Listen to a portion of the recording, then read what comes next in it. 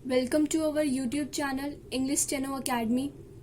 Last class में हमने अपने फर्स्ट चैप्टर को कंप्लीट कर लिया था, जिसमें हमने शॉर्ट फॉर्म्स पढ़ी थी, फ्रेजिंग पढ़ी थी और पंक्चुएशन पढ़ी थी। ये 3 टॉपिक्स हमने कवर कर लिए थे। तो यहाँ तक हमारा फर्स्ट चैप्टर जो है वो कंप्लीट हो जाता है। अब नेक्स्ट जो है वो है एक्सरसाइजेस। ये एक्सरसाइज नंबर फर्स्ट जो आज मैं आपको बता रही हूँ कि आपको इसको प्रैक्टिस कैसे करना है, इनको आपको यूज कैसे करना है अपनी एबिलिटी बढ़ाने के लिए शॉर्ट हैंड की। उससे पहले सारी एक्सरसाइज, सारे चैप्टर्स में जो है वो सारी एक्सरसाइजेस गिवन होती हैं। आपको बिना देखे, आप की का यूज नहीं करेंगे, बिना देखे आपको की से खुद ये इंग्लिश में ट्रांसक्राइब करनी है। उसके बाद इनको आपको शॉर्ट हैंड में इनकी प्रैक्टिस करनी है। सो आज हमारे पास एक्सरसाइज नंबर 1 है। मैं आपको बताती हूँ कि इसे करते कैसे हैं।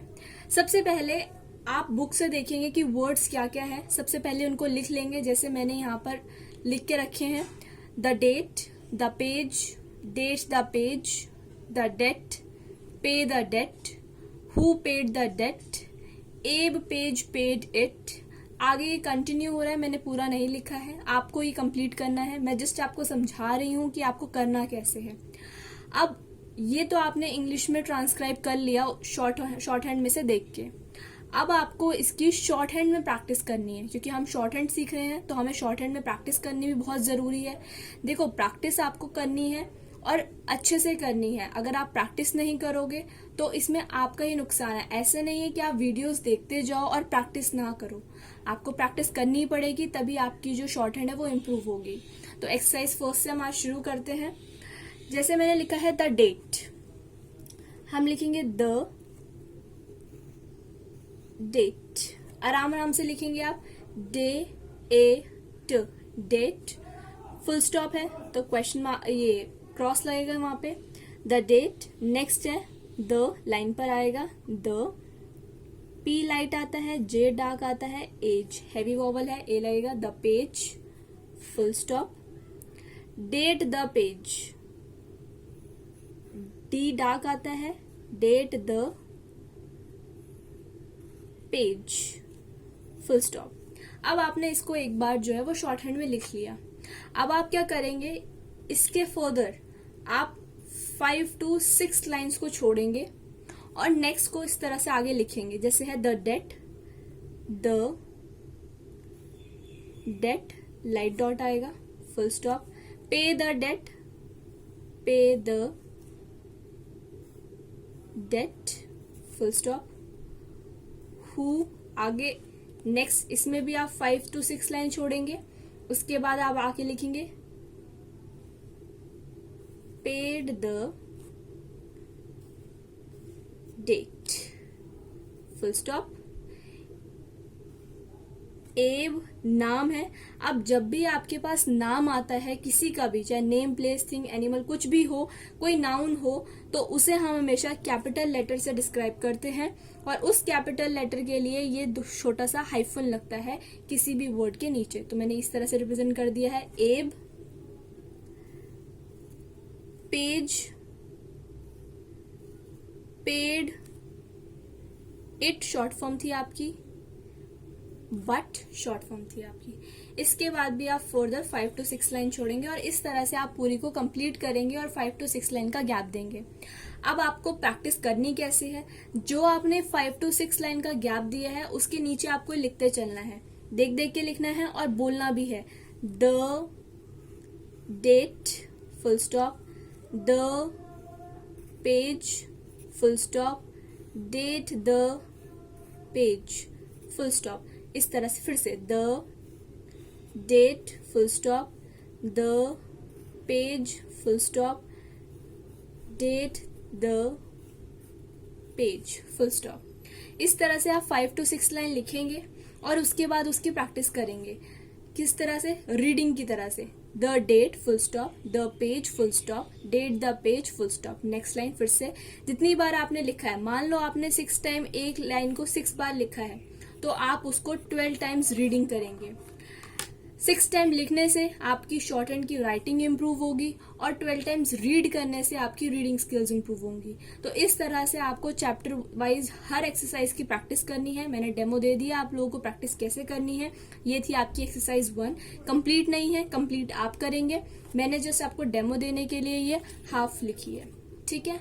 इसके बाद हम बढ़ते हैं अपने सेकेंड चैप्टर पे। तो यहाँ पर फर्स्ट चैप्टर हमारा कंप्लीट हो गया है। अब सेकेंड चैप्टर में आपको याद होगा हमने कॉन्सोनेंट्स जो है वो सारे इकट्ठे कर लिए थे। वॉवल्स मैंने आपको अलग से वीडियो बनाई है जिसमें सेकेंड प्लेस वॉवल है, तो वो 4 वॉवल्स जो है वो मैंने आपको इकट्ठे पढ़ा दिए हैं। बट बुक में जो आपकी न्यू एरा पिटमैन की रेड कलर की बुक है, इसमें चैप्टर वाइज दे रखे हैं और चैप्टर वाइज फर्स्ट चैप्टर में आपके 2 वॉवल्स दे रखे हैं और सेकेंड चैप्टर में 2 वॉवल्स दे रखे हैं। तो हमने यहाँ पे कॉन्सोनेंट्स भी कर लिए हैं। इस चैप्टर में आपके पास कर्व स्ट्रोक्स दे रखे हैं, वो हम कर चुके हैं, आप उनको रिवाइज कर लेना। वॉवल्स भी मैं पढ़ा चुकी हूँ। अगर आपने वॉवल्स की वीडियो नहीं देखी है तो पहले उन्हें जरूर देखें, वो बहुत इंपॉर्टेंट है, ठीक है। उसके बाद अब इसमें भी हमारे पास कुछ शॉर्ट फॉर्म्स है। शॉर्ट फॉर्म्स वो वर्ड्स होते हैं जो रिपीटेडली इंग्लिश में रिपीट होते हैं, तो वो शॉर्ट फॉर्म्स यहाँ पर भी सेकेंड चैप्टर में गिवन है, तो उन्हें देख लेते हैं हम। वर्ड है हैव।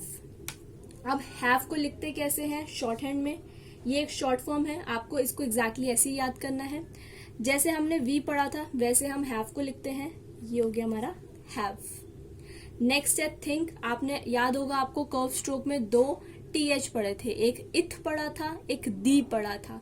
तो थिंक लाइट साउंड दे रहा है तो ये लाइट इथ वाला बनेगा इसमें, तो ये हो गया आपका थ इथ।